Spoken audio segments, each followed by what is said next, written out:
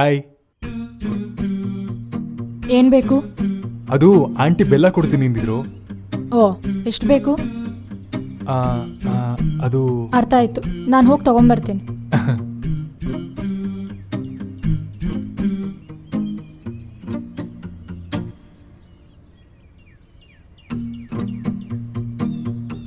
Thank you.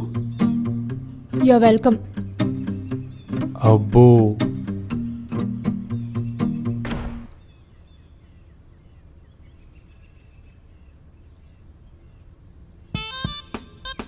ಯಾರು ಇವನು? ಹೋಗ್ಲಿ ಬಿಡು. Hi Lucky. ಯಾರವನು?